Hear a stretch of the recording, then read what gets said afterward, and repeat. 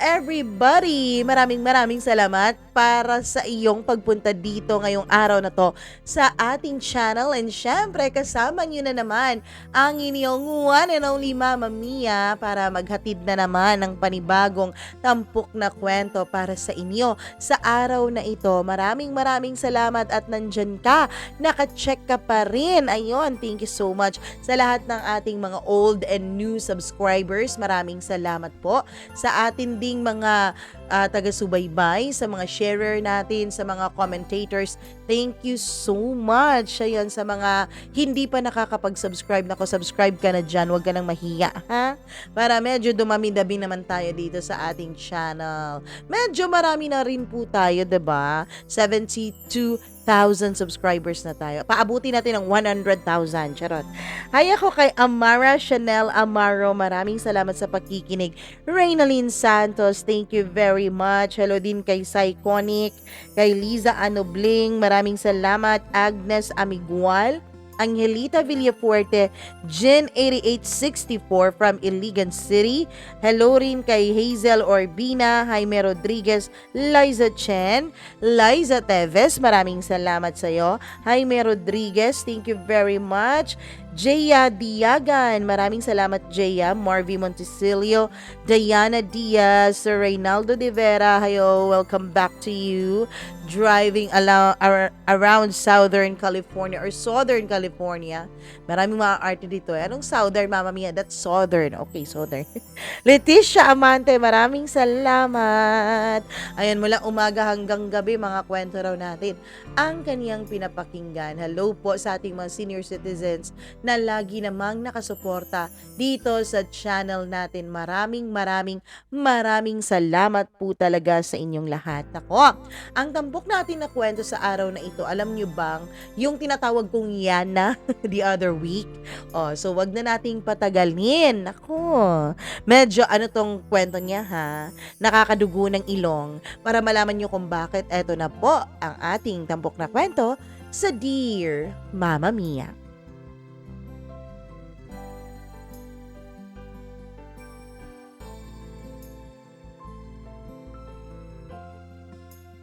Sa buhay, walang madaling bagay. Kung gusto mong umasenso, dapat kang magtrabaho. Kung gusto mong maging masaya, dapat kang marunong magsakripisyo. Dear Mama Mia, hello sa lahat. Tawagin niyo na lamang ako sa pangalang Yana. Aksidente ko lang pong nakita ang channel na ito nung may hinahanap ako sa YouTube. Medyo na-curious ako sa thumbnail kaya naman clinic ko na. And the next thing I know, eto na ako. Nakikinig lagi sa tuwing gumagawa ako ng aking mga gawain sa trabaho. Let's get one thing straight. Single po ako since birth. And yes, tama po ang basa mo, Mama Mia. No serious relationships, no great loves, just a long history of being everyone's go-to ideal, pero hindi naman po ang pinipili. Laging pinupursu, laging ginugusto, pero hindi naman pinipili sa huli. And yet, I am a hopeless romantic. The kind who believes in soulmates and grand gestures, even if reality has been laughing at my optimism for years. Ambivert din ako, Mama Mia. Sometimes I thrive in social gatherings. Other times, gusto ko lang pong mapag-isa kasama ang isang libro at kalimutan ang lahat sa mundo. And if you must know, I am an INFJ. Which means I'm over-analytical, emotionally intense, and a certified overthinker. Great combo, right? Lumaki po ako sa isang pamilya kung saan ang mediocrity is a sin. Okay, sin maybe is a strong word. Maybe not a sin, pero kung magiging krimen ang mediocrity, mama ko po ang one of the lawmakers fighting to penalize it. Para sa aming pamilya, hindi sakto na honor student ka. Hindi sapat na kabilang ka sa top 10, top 5. Dapat ikaw ang pinakamagaling. Dapat valedictorian. Hindi enough na may trabaho ka. Dapat doktor ka, lawyer, scientist, or at least someone with a Wikipedia page. Kaya since bata pa ako, inukit na talaga ng mama ko sa akin ang one very specific goal. Na pag-search sa pangalan natin sa Google, dapat hindi social media profiles ang lumalabas. Kung pwede, dapat title ng books or research na author namin. And being the middle child of 5 siblings, I had to fight for my spotlight. I wasn't the loud one. I wasn't the pasaway one. I was the reliable one. The one na hindi kailangang sagipin sa kahit na anong trouble. The one who was expected to do great things. Because I had brains. And brains are supposed to be used wisely. Emphasis on supposed to. And then, nandyan ang mama ko. My idol. My biggest critic. And unfortunately, my boss. She's not just a mother. She's the mother. The dean of our college, the woman whose presence alone can make a grown professor reconsider their entire research methodology. Ang mama ko po ay powerhouse and the person I've spent my whole life trying to impress. Pero mahirap. Para bang tumatakbo ka sa isang karera kung saan ang finish line ay laging papalayo ng papalayo. Kaya kahit anong ma-achieve ko, Mama Mia, parang hindi po sapat. Laging may next level na kinakailangang i-unlock. On the other hand, nandyan ang papa ko. He is a businessman. But more importantly, papa ko po ang best friend ko. Complete opposite ng mama ko. Kung si mama ko, siya ang structure at discipline sa pamilya, si papa naman, siya ang humor and spontaneity. Siya yung nagdadala sa akin sa ice cream kung burnout na ako sa trabaho. Siya ang laging nagsasabi sa akin na, "Anak, relax lang. Hindi mo naman kailangang i-analyze ang lahat." Which ironic kasi math professor po ako. With him, I could be vulnerable. I could talk about my dreams, my fears, and the things I couldn't tell my mom. Pero at least I was on track. I was the golden child of the math department. I was sure of my every step.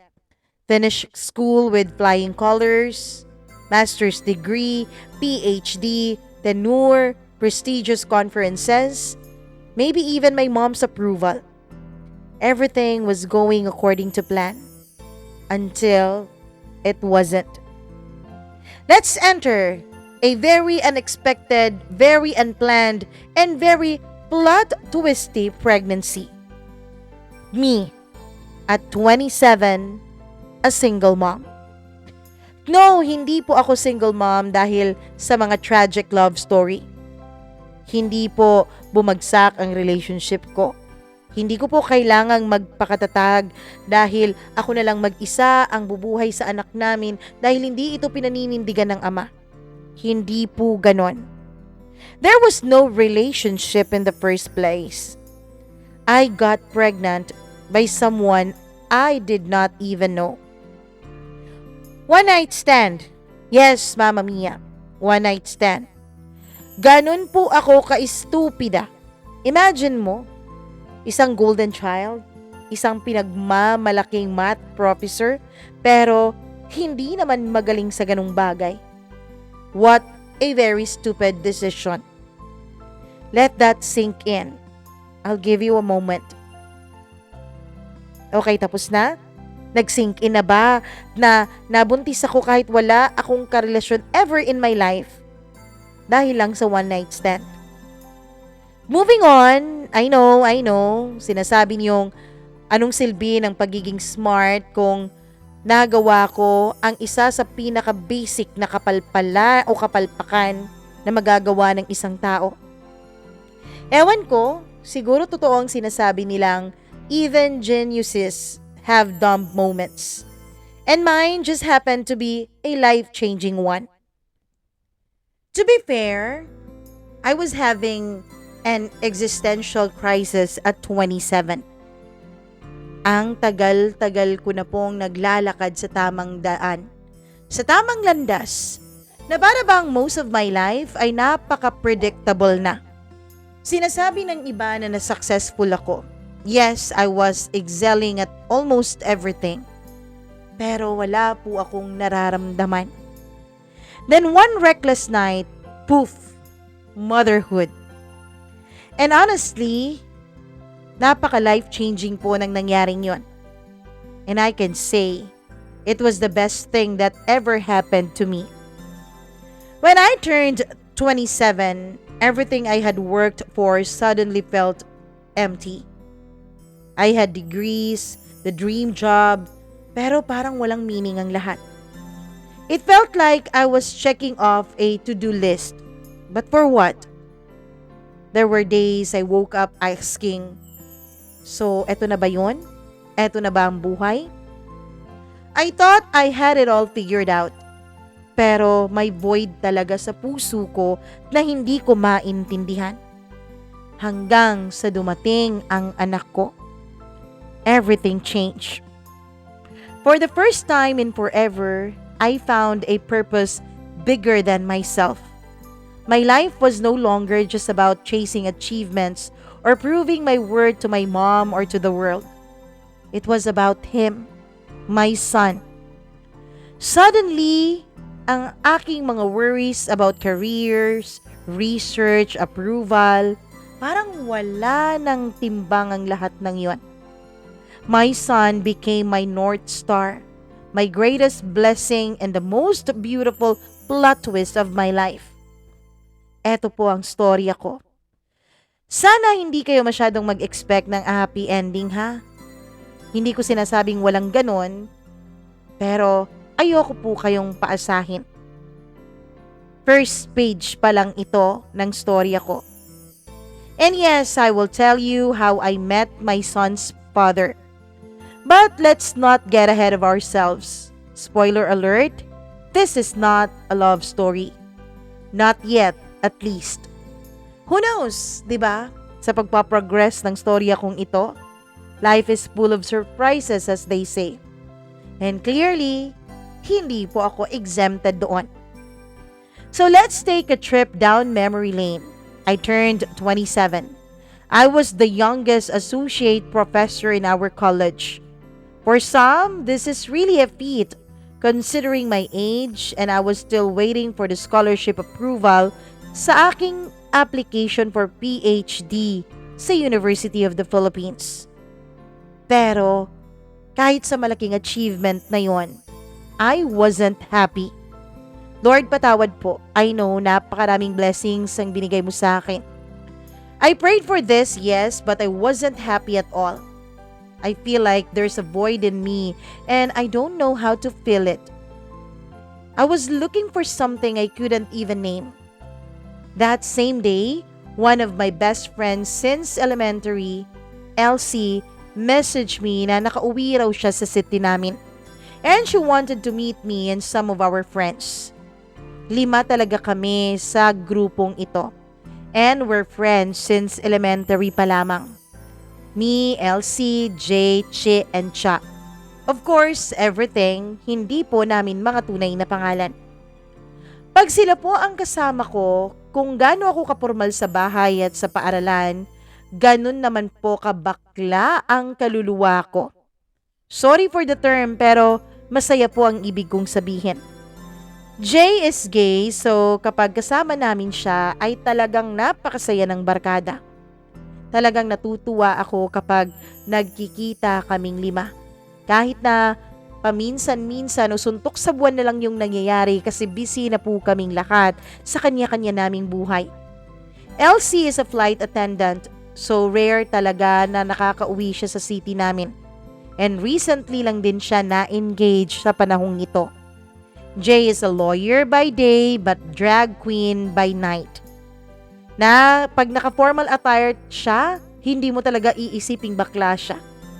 She is a dentist and Cha is a OBGYN.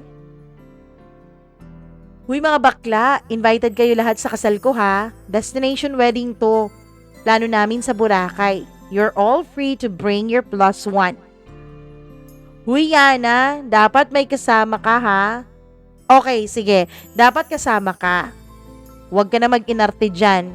Ipipetition ko talaga si tita kapag ayaw kang sumama sa amin.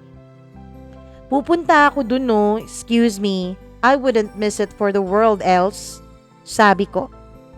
Dapat lang kasi may ibang plano tayo aside sa a-attend tayo ng kasal ni Elsie. Lalo na sa ating mga single at lalo na sa mga single natin dito na hindi pa nakakatikim ng langit. Sabi naman ni Jay. Ano? Anong malaking plano? Uy, mag-e-enjoy lang ako no, no pressure, sabi ko. Hahanapan natin ng AFAM itong mga kaibigan natin. Kasi naku, mukhang lalagpas na sa kalendaryo ang mga to pero hindi pa rin nakakaramdam ng langit. That's the list of my concern. Ang akin lang talaga, gusto ko mag-enjoy doon, magwawalwal. Kasi hello, Bora, hindi ba? I'm sure wala ring nakakakilala sa akin doon kaya walang pressure na i-enjoy ko ang Boracay. Sabi ko.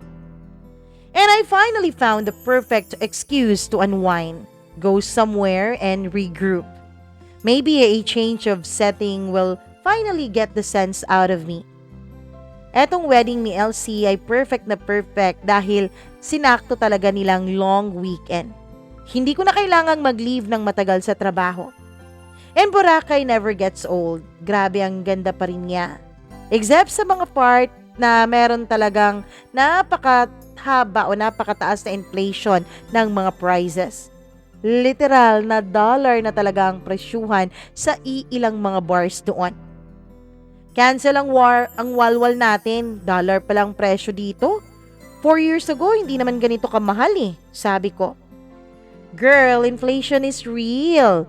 But alam mo naman, paminsan-minsan lang to. Huwag mo nang tipirin ang sarili mo, baka magka-AFAM ka na. Sa daming AFAM dito, imposibleng wala kang mabingwit.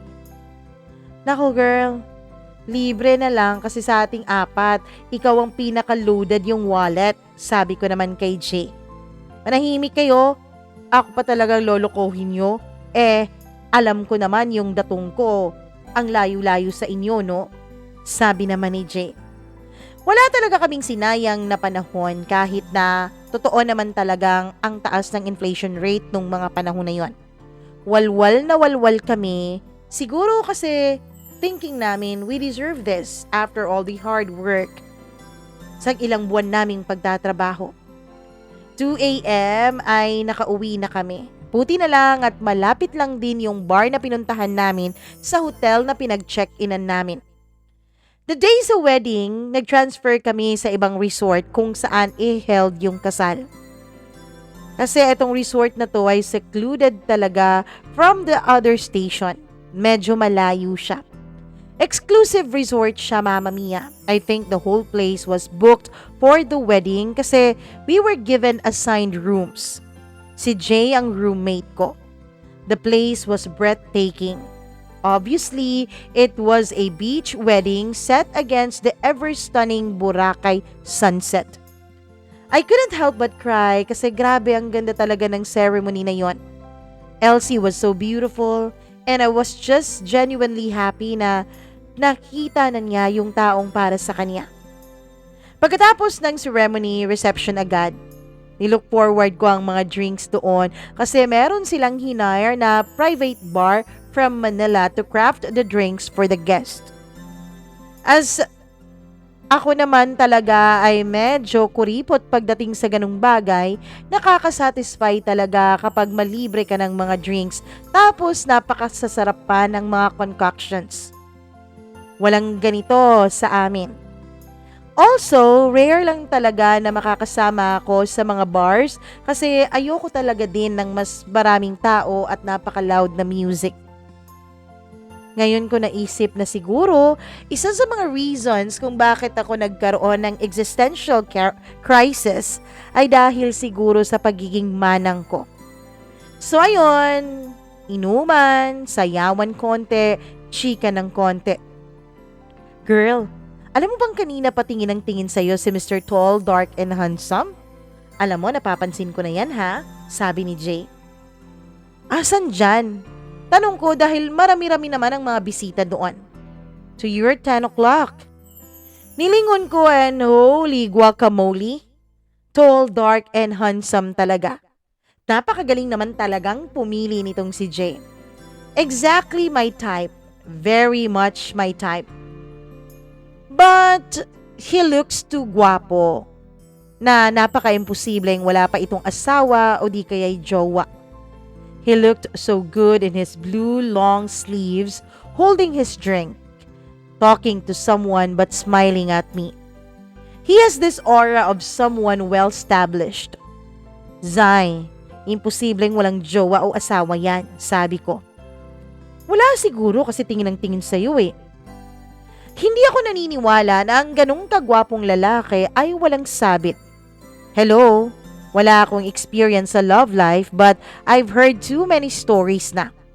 Isa pa, impossible din na magkagusto sa akin ng taong to. I'm just a mere mortal. What I mean is, simple lang po ako. Not the very typical plain Jane, but kung si Jay pang kakausapin mo at ipapadescribe mo sa akin, lagi niyang sinasabi I'm a classic chick daw. I'm not even wearing makeup. I'm one of those girls na low maintenance talaga. Hindi rin po ako nagpapamani-pedi. Basta malinis ang kuko ko, ayos na. If there's one thing na ginagastusan ko sa sarili ko, it's skincare. Adik na adik po ako sa skincare, Mama Mia. Pwede na nga siguro akong maging consultant pagdating sa skin eh. Doon magastos ako. Hindi ako mahilig sa makeup. Basta meron lang akong sunscreen, pressed powder, and lip tint, laban na. Simple lang talaga akong pagkatao. Kung ikukumpara mo ako sa ibang mga bisitang nandoon, siguro alikabok lang ako sa mundo. Lalo na sa mga bisita ni Elsie na mga flight attendants na ang gaganda naman talaga. Alam mo yung magaganda at guwapo talaga sila. Yung kanyang napangasawa nga po pala ay piloto. So ang mga bisita, mostly pilots. In short, walang tapon. So I quickly dismissed the idea. Imposible talaga. Ang mga friends ko ay busy na rin sila sa kani-kanilang mga ganap. Walang nag-inform sa akin na pagdating pala doon ay kanya-kanya na kami. Parang napagod tuloy ako at nauhaw din. Lumingon-lingon ako at naghanap ng tubig. Gusto ko sana yung napakalamig na tubig. Pwede naman ako humingi sa waiter pero ewan ko. Parang gusto kong umalis muna sa parting yun sandali para huminga. The beach side was perfect. Perfect escape. Nakita kong secluded ang isang bar na nandoon malapit sa beach. Nagtanong pa ako sa waiter kung open ba ang bar na yon at sabi niya oo kaya nagpunta ako doon. Hinubad ko na ang sandals ko. Masarap kasi sa pakiramdam sa mga paa yung buhangin. Pagdating ko sa bar ay humingi agad ako ng napakalamig na tubig. Agad kong naubos ang isang baso. Natawa pa ang bartender sa akin. Uhaw na uhaw ka, ma'am? Ngumiti lang ako. I was in a more secluded part of the beach. The music was still audible, but the waves were louder. I dug my feet into the sand and it feels so good. Pagtingala ako sa langit, ay nakita kong ang dami-daming bituin. Napakaganda. So umupo ako sa may gilid at tumitingala sa langit, unconsciously tracing the stars with my fingers. Cassiopeia. And then I trace another one, but nakalimutan ko kung ano yung constellation na yun. Then a voice said, Orion. I turned and there he was, si Mr. Tall, dark, and handsome guy. He smiled. That smile. Doon ko na kumpirma na mas gwapo pala siya sa malapitan. Hi, I'm Phil, friend ng groom. I took his hand. Yana, friend of the bride. His grip was firm and warm. I've been looking at you the whole time. Sabi niya na siyang ikinataas ng kilay ko. Why? You had the most genuine reaction to the wedding. Nahiya ako ng very, very slight. Yes, I did cry earlier. Yeah, because it was a beautiful wedding.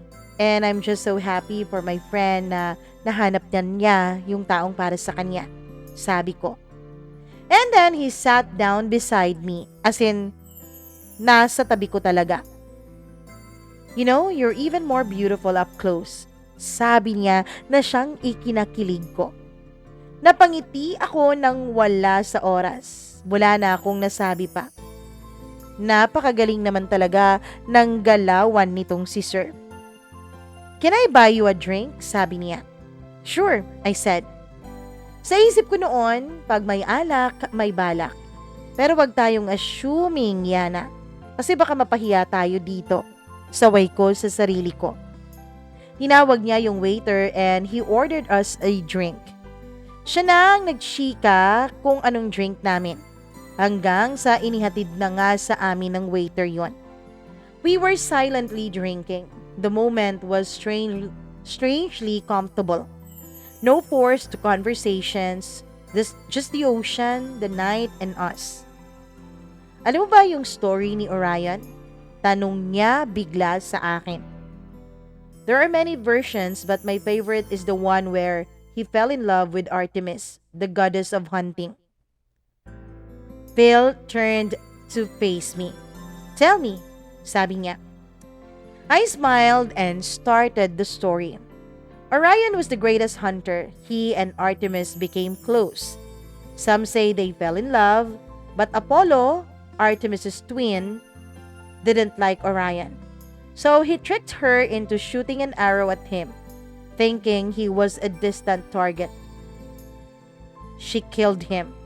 And when she realized what she had done, she placed Orion among the stars. Sabi ko, that's tragic. Sabi naman niya, it is. Love is both beautiful and tragic. Sabi niya ulit. Exactly. Silence again.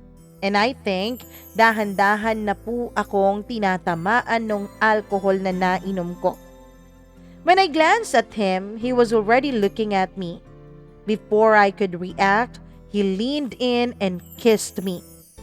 Soft at first, gentle, but it deepened quickly. My mind screamed at me to stop, but my body had another plans. I kissed him back. Somewhere between our kisses, his hands wandered. When he whispered, "Let's go somewhere," I simply nodded. We took the longer way around the resort, avoiding the party, and ended up in my room. That night, the girl who had been single for 27 years finally knew what it was like to be with someone. And I didn't regret it. Not one bit. And just like that, the most unexpected night of my life ended. Little did I know, hindi pala yun ang katapusan. It was just the beginning.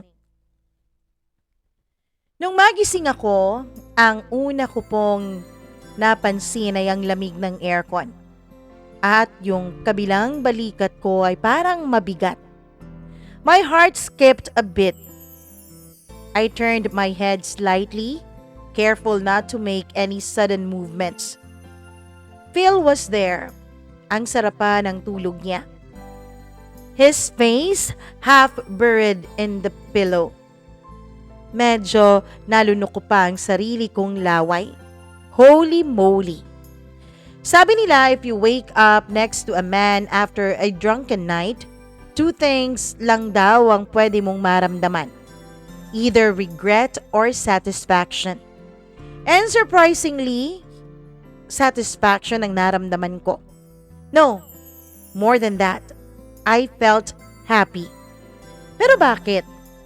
I thought that losing my virginity would be this big, dramatic, life-altering event. But it wasn't. It just felt right, natural. I never imagined it would happen this way. Sa Boracay, sa isang lalaking kakakilala ko pa lamang kagabi, na hindi ko man lang alam kung sino siya exactly. And yet, there I was, lying beside him, completely aware of what we did and wala po akong regrets. Not even a slight of guilt. Was it the alcohol? Maybe. Or the existential crisis na naramdaman ko? Most likely. But there was something else, something I couldn't quite explain. Something about Phil. I turned to my side, observing his features up close. His stubble-lined jaw, the slight furrow of his brows, his slightly parted lips. He looked so peaceful, so manly, so hot. Dahan-dahan na kong umupo sa kama, careful not to wake him. Yung cellphone ko ang dami-dami ng missed calls and texts from Jay. Gaga, nasan ka? Dapat, tsikahin mo ko pag uwi mo ha. Natawa ako, nasira ang exit plan ko kagabi. I was supposed to leave the after party, go back to our hotel room like a responsible adult, and wake up hungover free. Instead, I ended up in Phil's bed. Or rather, he ended up in mine. May konting movement sa likuran ko, and then I felt Phil shift. A warm hand grazed my lower back. "You're awake," sabi niya with his voice so husky with sleep. His morning voice. "Yes, nakatulog ka ba ng maayos?" tanong ko. Phil opened one eye, then he smirked. I think the better question is, did you? Ewan ko sa'yo, Phil. Bakit ganyan ka ka-charming? Tanong ng utak ko. I just rolled my eyes, trying to act unfazed. Yes, I'm fine. Also, it's 7:24 a.m. So you should probably head back to your room, I guess. His smirk deepened. Throwing me out already? Tanong niya. I let out a nervous laugh.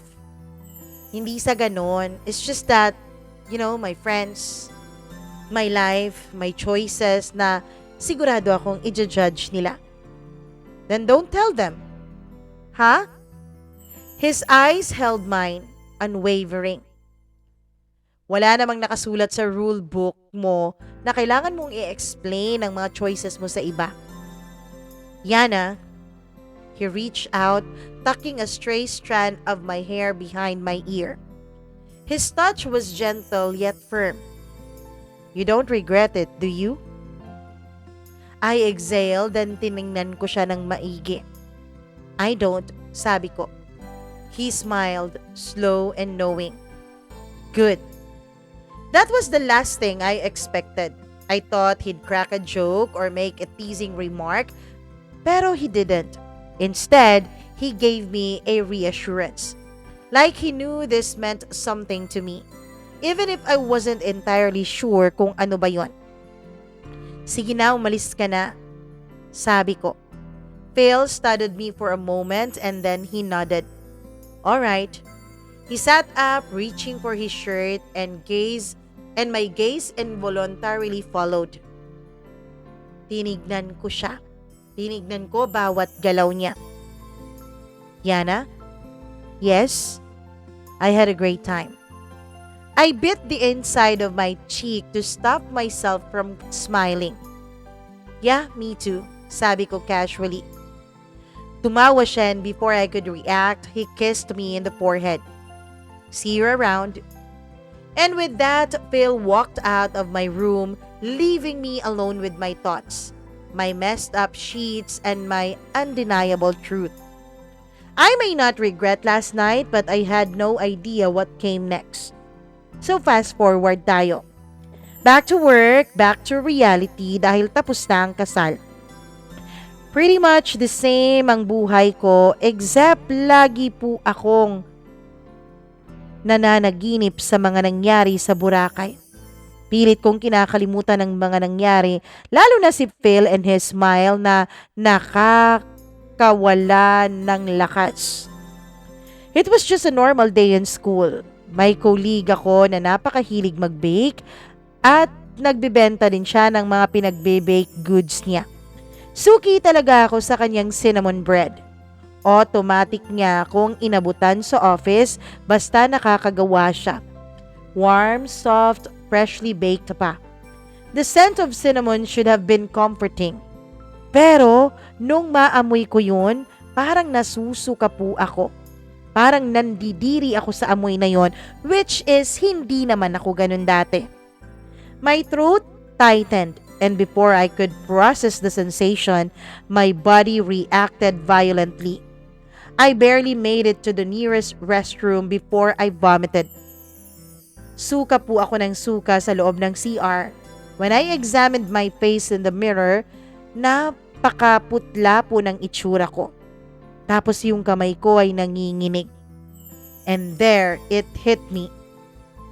2 months. I was 2 months late. Matagal-tagal na po akong merong irregular periods, kaya hindi ako conscious sa ganon. Kasi busy din ako sa trabaho at parang mas ginugusto ko na hindi ako nagkakaroon ng menstruation para wala po akong mga mood swings para nagagawa ko ng maayos ang trabaho ko. Mga deadlines, mga papers, yun po ang inaasikaso ko. But 2 months, I knew something was up. Ma'am Yans, okay ka lang ba? Tanong ng colleague ko. Oo ma'am, okay lang ako. Medyo masama lang ang pakiramdam ko mula pa kaninang umaga. Sigurado ka ba? Kung kailangan mo ng tulong, nasa table lang ako ha. Okay ma'am, salamat. She looked at me na para bang nagdududa pero patuloy pa rin siya sa pagbalik doon sa kanyang table. Buti na lang at kaming dalawa lang ang tao sa office noon kasi kung nandun pa ang iba naming mga kasamahan, sigurado akong mas maraming tanong akong kakaharapin. Pagbalik ko sa table ko, a cold sinking feeling settled in my stomach. Heavier than anything I ever felt before. My heart pounded against my ribs, my mind racing to connect the dots. Boracay, the wedding, Phil, that night. My hands turned ice cold. I felt lightheaded. Hindi pwede to. Maybe I was just overthinking. Maybe stress lang to. Maybe I'm just imagining things. Pero yung katawan ko, yung tiyan ko, yung puso ko, alam na nila kung ano ang totoo. I forced myself to finish my classes that day. Every minute felt like a torture. My students' voices blurred into background noise. My vision tunneled, my thoughts spiraling out of control. As soon as my last class ended, I went straight to the pharmacy. 1 pregnancy test. No. 2. No. 3. The entire ride home, I felt like I was outside my own body. Like I was watching myself from a distance. This wasn't real. This wasn't happening. The moment na dumating ako sa bahay, I locked the door and went straight to my bathroom. With trembling hands, I opened one of the boxes, read the instructions twice, thrice, just to make sure, then took the test. 2 minutes. I couldn't breathe. The longest 2 minutes of my life. Pumikit na lang ako. I prayed. I bargained. I begged the universe, God, or anyone who could hear me, please, please, wag na muna ngayon. But when I opened my eyes again, there it was. 2 red lines. Positive. Positive. Ang laki ng hininga ko pero parang walang hanging lumalabas. I'm pregnant. Me, Yana. The good girl, the role model, the reliable one. The woman who had never taken a single reckless step in her life until that night. I felt so stupid. How could I be so careless? How could I let this happen? Ano nang gagawin ko ngayon? Paano ko sasabihin to sa pamilya ko? Si Papa, yes, I think he would support me. I knew that. Pero si Mama? My heart clenched at the thought of her disappointment, the coldness in her voice, the inevitable look of betrayal in her eyes. Ano bang sasabihin niya? No. Ano bang gagawin niya?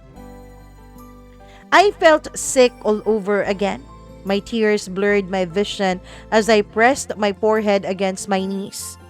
I wrapped my arms around myself as if I could somehow hold myself together, stop myself from completely falling apart. Takot na takot ako, more than I had ever been in my life. But then, I had no choice. Andito na to eh. I have to face my fears. I never imagined telling my family about my pregnancy like this on a Sunday around the dining table habang naghahapunan kami. Usually kapag Sunday ay talagang nagsasama-sama kaming lahat except lang sa kuya ko na nandun sa Maynila naka-based. I thought I'd say it with a bit more grace, maybe even humor, but instead, my voice was shaking. My hands were cold and my stomach was twisting itself into knots. Ma, Pa, buntis po ako. A bit of silence, then another. Time seemed to stretch like the spaces between my mother's blinks as she processed my words. I braced myself. Nag-expect na akong baka sampalin niya ako o baka pagsisigawan niya ako. But what I got instead was something that I never expected. My mother stood up, walked towards me, and hugged me. Literal na nanigas ako, hindi ako nakakilos. Huwag kang umiyak, she said softly, smoothing my hair like she did when I was little. Hindi yan nakakaganda sa baby.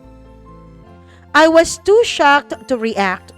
Her embrace was warm, and for the first time in my life, I felt something I had always longed for from her. Her acceptance.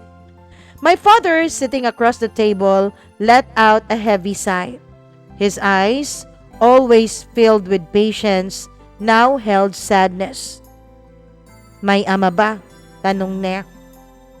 I shook my head. Wala pa?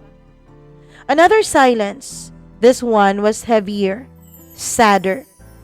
Then he nodded as if accepting a truth he wished were different. Hindi madaling maging ina, lalo na kung nag-iisa ka lang, Yana.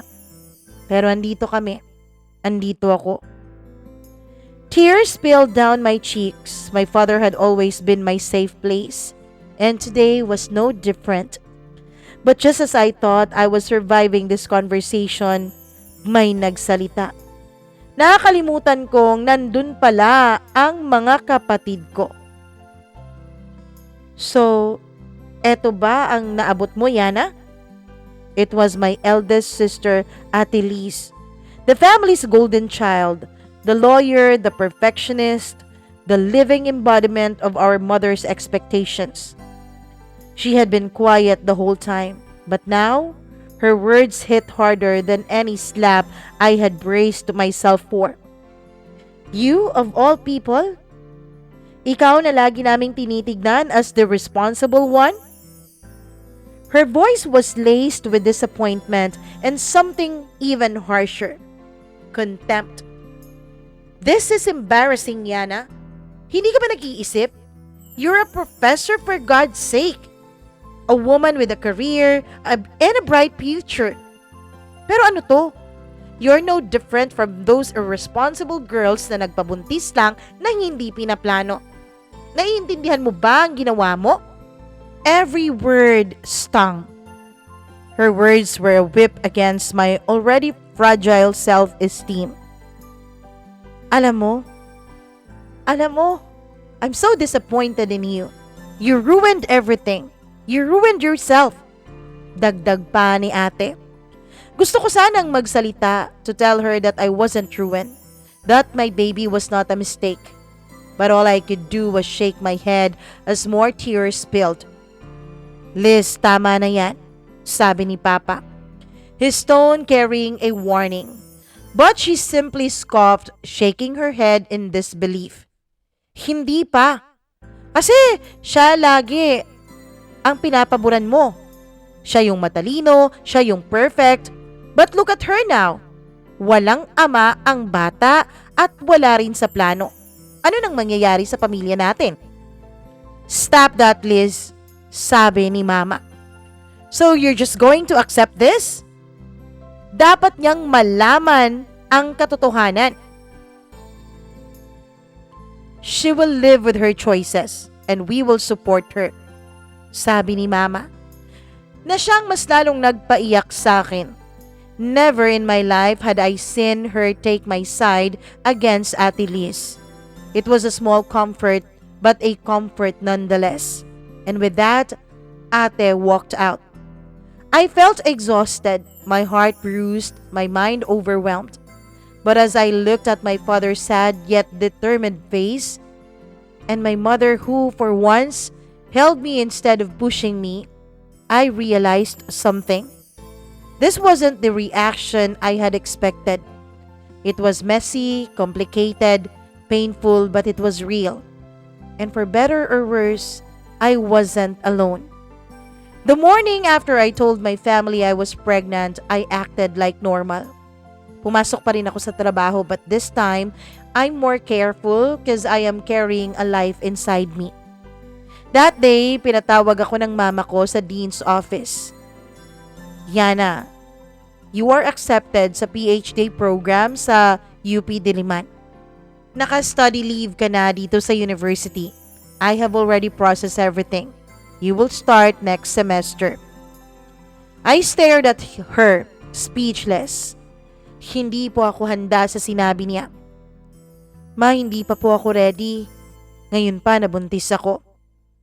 Exactly why you need this. You need to focus on something bigger than this. She gestured vaguely toward my stomach. I had to pull some strings para matanggap ka without the usual process. Walang interview, walang hassle. You should be grateful. Grateful? Tanong ko sa isip ko. Ma'am, what if dito na lang ako sa university mag-PhD? Maganda naman ang program natin dito eh. Yana, alam mong it's not the same if it's UP. I should have known. This was her way of saving face, of turning my scandal into another academic achievement she could present to the world. Para sabihin niyang may direksyon ang buhay ko, na hindi ako failure. Nalungkot ako pero wala na akong energy to fight. I was already exhausted physically and emotionally. And a small part of me thought, maybe this was a good thing. Maybe I could juggle both. Maybe somehow, this could be my redemption. Of course, hindi ko nakalimutan ang mga kaibigan ko. Yung mga kabarkada kong sina Jay, Chi, and Cha. Remember Cha? She's an OBGYN. So of course, sa kanya ako nagpa-check up. Silang tatlo talaga ang nakakaalam sa nangyari sa Bora. Pero pinakiusapan ko sila na wag sanang sabihin kay Elsie ang lahat. Lalo na ngayon. Pinag-promise ko silang tatlo na dapat walang ibang makakaalam na nagbunga ang nangyari dun sa Boracay. Tinawagan ko si Cha, sinabihan kong pupunta ako sa kanya para magpa-check up.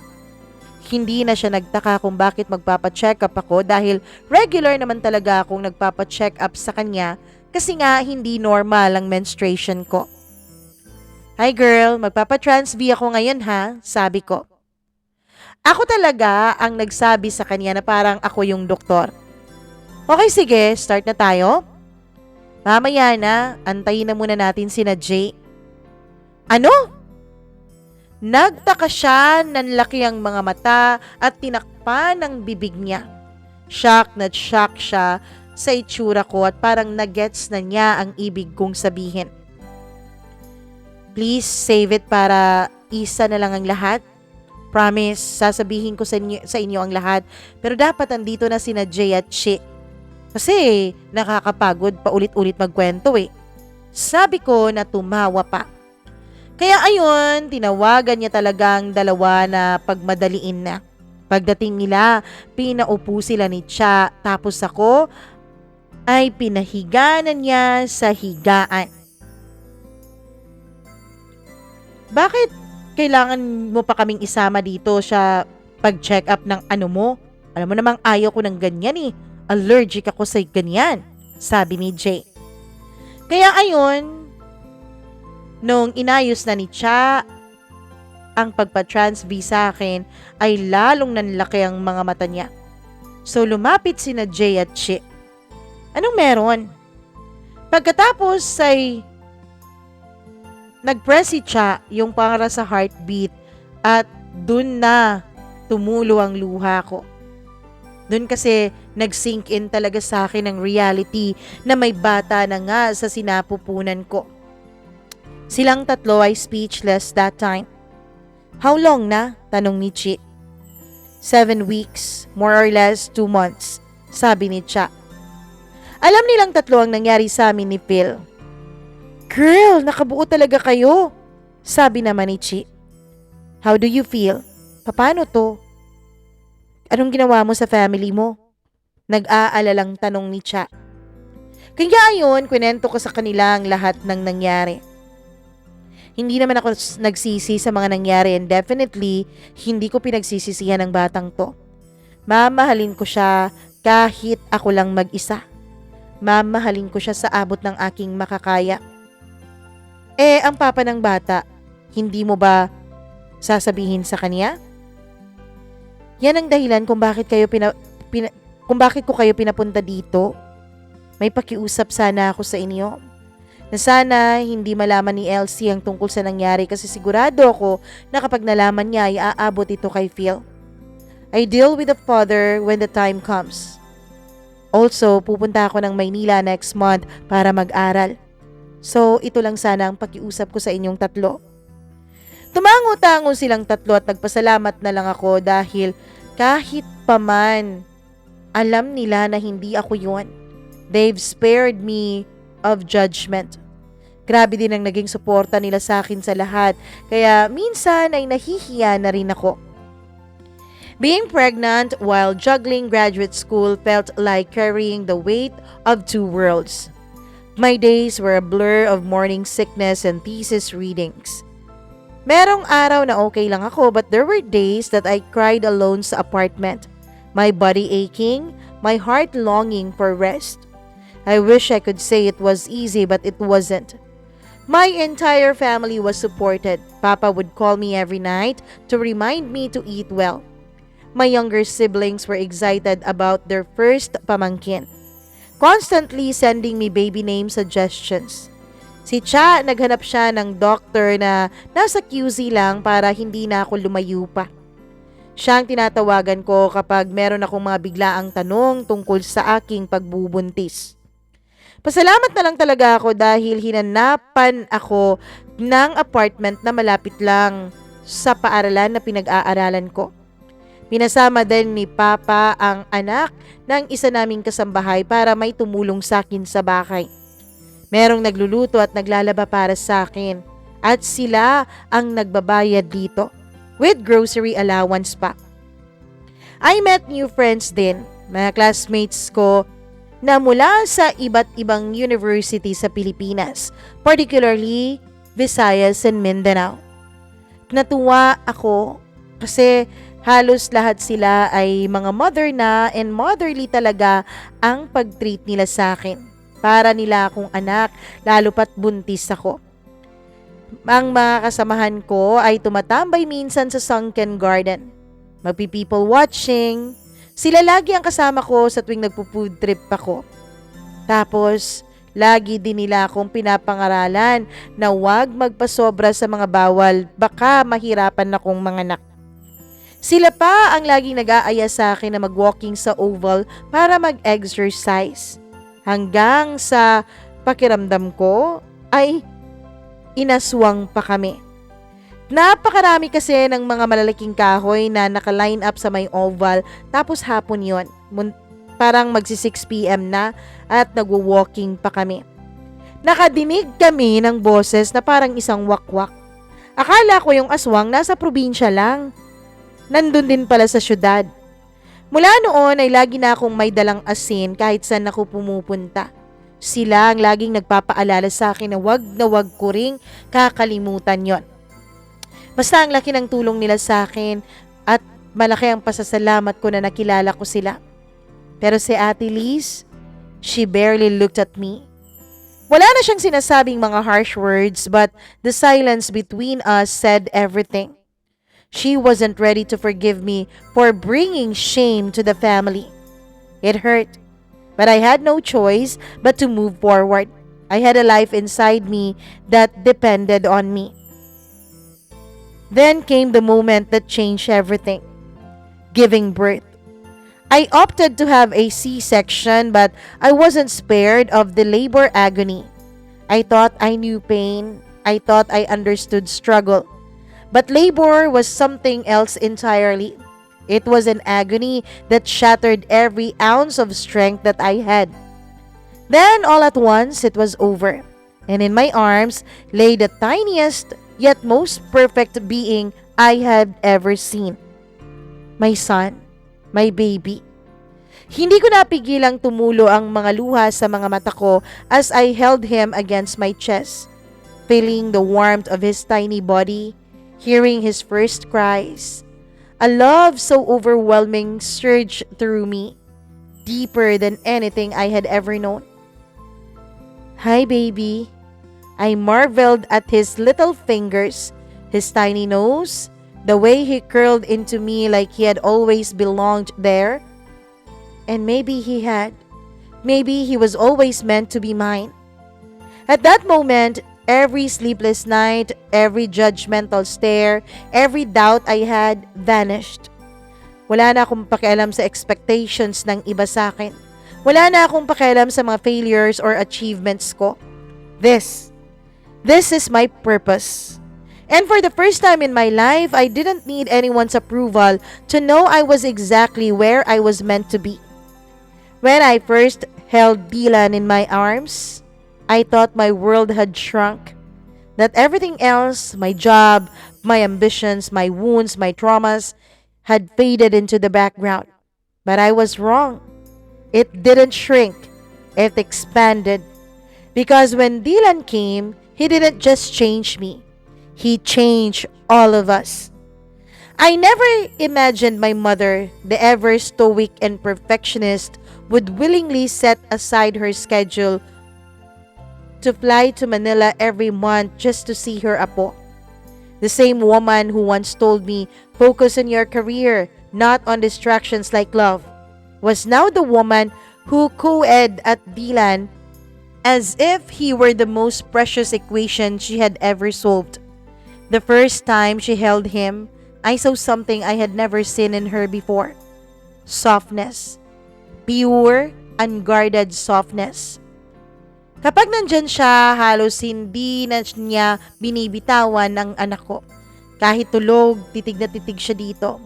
Mas hands-on pa nga siya kaysa sa akin sa totoo lang. Kung alam ko lang na ito ang magiging resulta, nako, siguro ang tagal na kitang sinabihang maghanap na ng mapapangasawa. Sabi ni mama sa akin na ikinatawa ko lang. But a lump formed in my throat. My mother and I had spent years at odds. Her, the unyielding academic, me, the daughter who always sought her approval but never quite felt like I was enough. And yet, Dylan, in his tiny innocent existence, had done what I couldn't do with all my achievements. He made her see me, not just as a daughter but as a mother too. And then there's Ate Liz. Among my siblings, she was the one I was most distant with. Aside sa strict na strict talaga siya bilang ate, she was the golden child, the achiever, the one who never faltered, unlike me, who was always trying to prove something. Ate never had to. Bigla siyang dumating isang araw sa apartment ko. Gulat na gulat ako dahil hindi niya po ako kinikibo mula nung malaman niya ang pagbubuntis ko. "Nasaan yung anak mo?" tanong niya. Dinala ko siya sa kwarto and ate knelt beside him. Her usually composed face softening as she reached out. My God, ang gwapo-gwapo niya. For a moment, I thought she was going to cry. Ate, who never let her guard down, who was always composed, was blinking too fast, her hands trembling as she ran her fingers over Dylan's chubby cheeks. I realized then that she wasn't just meeting her nephew. She was meeting a part of herself she had buried, one that longed for something beyond achievements and success. That night, nag-heart-to-heart talk kaming dalawa ng ate ko. Hindi ko alam na nakakapagod pala ang buhay, Yans. Sabi niya. Pagod? Sinong pagod? Ikaw? Nakakapagod na lagi ka nalang nagsusumikap, na dapat lagi kang malakas, lagi kang matatag. Nakakapagod na parang lagi kang may gustong patunayan sa sarili mo. Nagulat na lamang ako nung biglang napaiyak ang ate ko. Buti ka pa, Yans. Meron ka ng rason. Rason para patuloy na magpakatatag. Rason para patuloy na magsumikap, to be better. And I know what she meant. Dylan was my reason, my motivation, my fresh start. And that is why I never told Phil. I liked him. I liked him more than I should. But liking someone was not the same as loving them. I felt it that night in Boracay, when my body betrayed my mind and followed the heat of his touch. I felt it the morning after, when I watched him sleep, memorizing the details of a stranger who no longer felt like one. And I felt it every single day after that, even when he was just a memory, a name I never dared say out loud, a mistake I never fully regretted. Phil was beautiful in the way that temporary things were, like sunsets that burned the sky for a fleeting moment before fading into darkness. Like music that swells in your chest, only to dissolve into silence. But he was never meant to be mine. And I will not let him be with me just because there's a child between us. A baby is not a reason to stay. A baby is not a reason to force something that was never meant to last. Dylan deserves love. The kind that is whole and willing and unshaken by obligation. And I deserve more than a man who might only be here because of a responsibility, not because he chooses to be. So I kept the truth from Phil. Maybe it was selfish, yes. Maybe it was cruel. But it was the only choice I knew how to make. And yet, despite everything, despite my resolve, despite the walls I've put up between us, the universe is cruel in its irony.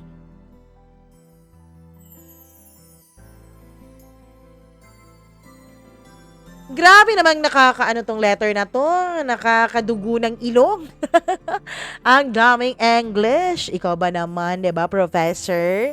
Anyways, maraming salamat sa inyong pagkikinig o pakikinig.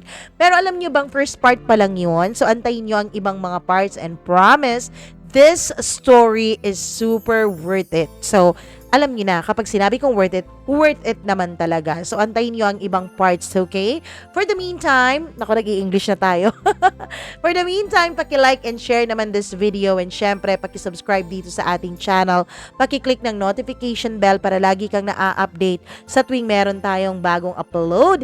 And syempre, bago mo makalimutan, like and follow na rin ang ating ibang mga social media accounts para maging updated din kayo sa mga ganap and happenings natin sa buhay. Mama Mia CDO on TikTok, Facebook, Instagram, and Threads. And syempre, huwag kalimutan na kung may sarili kayong kwentong katulad nito, nako, i-email nyo na lamang yan. Mag-email kayo sa Mama Mia cdo0317@gmail.com. Okay?